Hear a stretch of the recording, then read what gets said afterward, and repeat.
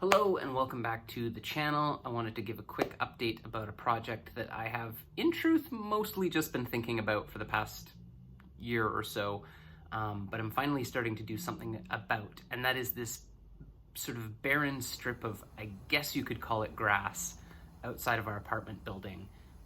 And like many urban spaces, the soil is just completely eroded. It's mostly sand, and there's really not much viability to it. It's barely serves as even a place for water to absorb into. And as I've been learning about permaculture systems and regenerative agriculture, I live in an urban area still, and of course I have lots of questions and ideas about how this applies to our urban areas. And I think while we may not always be able to control systems and build ecosystems in urban spaces, I certainly think there's things that we can do to make our cities more climate resilient and make the land around us not only more productive and regenerative, but also can help mitigate some of the impacts of climate change. An example of this in my neighborhood has been in the Pacific Northwest. We got hit with what is apparently called a heat dome, and bringing extreme heat and temperatures to a city like Vancouver has obviously very different ramifications than it does in a place like Dallas.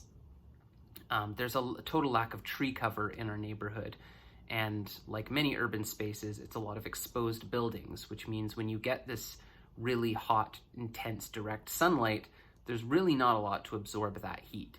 So these are some of the ideas that I've been thinking about, especially over the course of the pandemic and working from home, staring outside of my window with very little else to think about or do.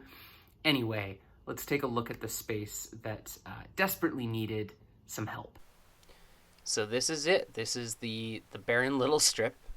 You can see the clover that I've planted starting to take. The clover is to add nitrogen back to the soil.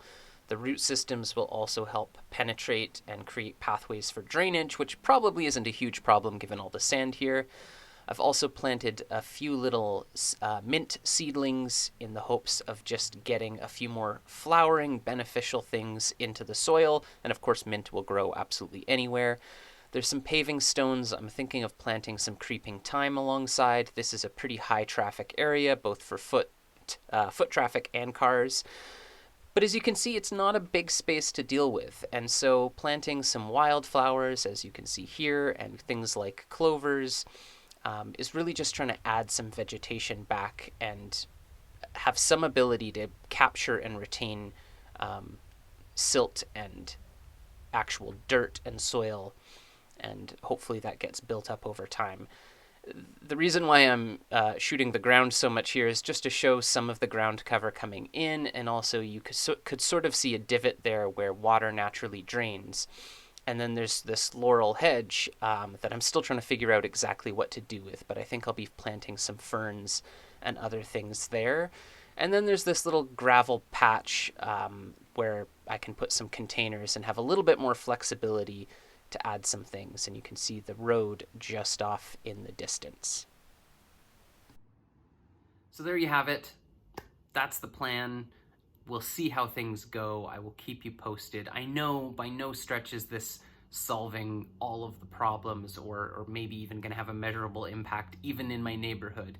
But I think it's important to try out different ideas and to really try to see things in action to understand concepts, and I think there's no better place to start than our own backyards.